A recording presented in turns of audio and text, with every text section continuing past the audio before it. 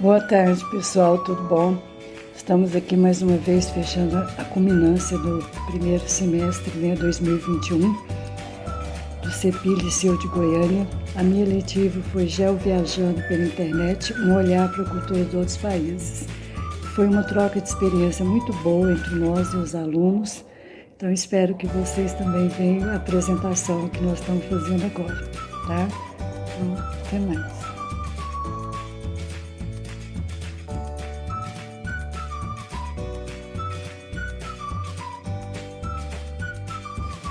Geoviajando pela Internet, um olhar para a cultura de outros países. Primeiro é importante falar do nosso objetivo com essa seletiva. A cultura permite a construção de linguagens, crenças e hábitos em um ambiente social, tornando a vida mais bonita pela diversidade presente entre nós. Conhecer outras culturas nos torna mais empáticos com as diferenças, ajuda a compreender as adversidades e desmistifica velhos preconceitos. A primeira parada na nossa viagem é na África. A África é conhecida pela sua pluralidade étnica e cultural e por meio de uma história milenar é capaz de contar a história de toda a humanidade. A África não é um país, e sim um continente. Essa pergunta, apesar de parecer óbvia, implica uma questão bastante comum entre a maioria das pessoas. Referir-se ao território africano como homogêneo, e não, ele não é. A África é uma das regiões mais diversas do mundo, em termos culturais, religiosos, étnicos, políticos e geográficos. A África é o berço da humanidade, pois há indícios de que o continente foi o primeiro a ser habitado por humanos. Nele foram encontrados diversos fósseis que comprovam essa teoria e também possibilitaram o estudo da evolução humana. Estima-se que a porção norte do continente seja a mais antiga do mundo, na qual se estabeleceu os povos egípcios. O continente foi colonizado por povos europeus, como os espanhóis, portugueses e franceses. Muitos africanos foram arrancados e levados de seus países para outras partes do mundo pelos europeus a fim de realizarem o trabalho escravo.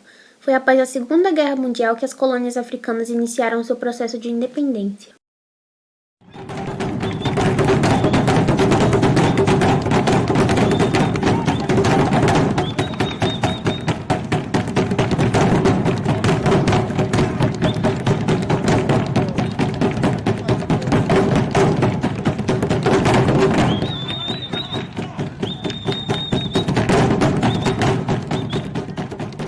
Monte Kilimanjaro. Localizado no nordeste da Tanzânia, o Monte Kilimanjaro é o ponto mais alto da África.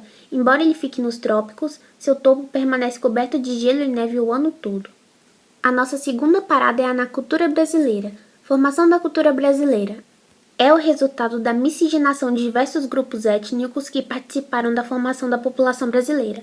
A formação da cultura brasileira resultou da integração de elementos das culturas indígenas, do português colonizador, do negro africano, como também dos diversos imigrantes.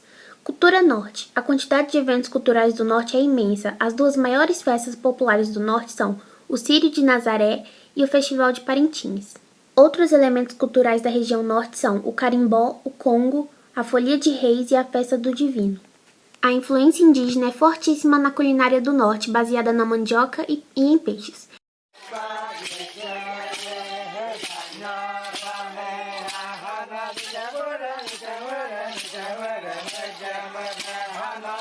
Região Nordeste. Entre as manifestações culturais da região estão danças e festas como o Bumba Meu Boi, Carnaval, Ciranda e Capoeira. Algumas manifestações religiosas são a festa de Iemanjá e a lavagem das escadarias do Bonfim.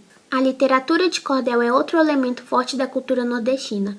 O artesanato é representado pelos trabalhos de rendas. Os pratos típicos são carne de sol, peixes, fruto do mar, buchada de bode, acarajé, vatapá, cururu.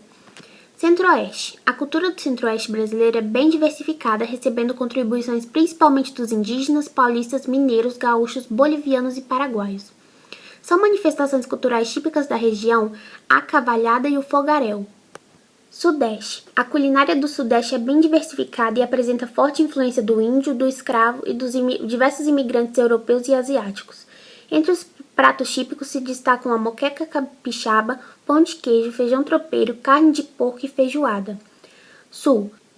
O Sul apresenta aspectos culturais dos imigrantes portugueses, espanhóis e principalmente alemães e italianos. As festas típicas são a Festa da Uva italiana e a Oktoberfest alemã.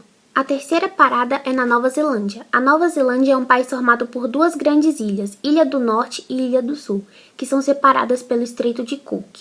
Esses dois territórios estão localizados no sul da Oceania, sendo considerados como parte da Polinésia. A maioria da população está concentrada na Ilha do Norte, pois essa porção do território apresenta características físicas mais propícias para a habitação. A Nova Zelândia apresenta elevado grau de industrialização. Outro destaque para a economia nacional são as reservas de petróleo, carvão e gás natural. As belezas naturais da Nova Zelândia atraem milhões de turistas, fato que tornou o turismo uma atividade de fundamental importância para a obtenção de receitas financeiras para o país. A nossa quarta parada é em Paris. A Cidade das Luzes possui atrações turísticas conhecidas por todo o mundo, começando pela icônica Torre Eiffel, construída em 1889, sendo a construção mais alta de Paris até 1973. Além da Torre Eiffel, a cidade reúne muitos museus com obras de artes renomadas e artefatos históricos de milhares de anos, sem contar que Paris ainda possui edifícios arquitetônicos incríveis, como a Catedral de Notre-Dame e a Basílica de Sacré-Cœur. Desde o século XVII, Paris é um dos principais centros de finanças, diplomacia, comércio, moda, ciência e artes da Europa. A Torre Eiffel foi construída em 1889 para demonstrar a superioridade tecnológica da França durante a Feira Mundial daquele ano. A ideia era que ela fosse desmontada 20 anos depois da sua inauguração. E nos seus primeiros anos de existência, a torre era muito impopular. A imprensa e várias figuras intelectuais diziam que o monumento era uma monstruosidade inútil. Mas, pelo visto, com o tempo, os parisienses foram se acostumando com o monumento e hoje ele é um dos pontos turísticos mais icônicos do mundo.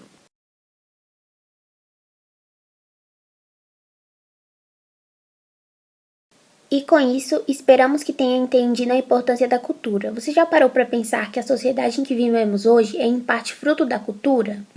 O saber que temos, o conhecimento que obtemos e até mesmo os nossos comportamentos e práticas guardam relação com a cultura ou se sustentam nela. Podemos dizer que a cultura se apresenta na sociedade como um instituto importante, pois ela une comunidades e gera a sensação de pertencimento.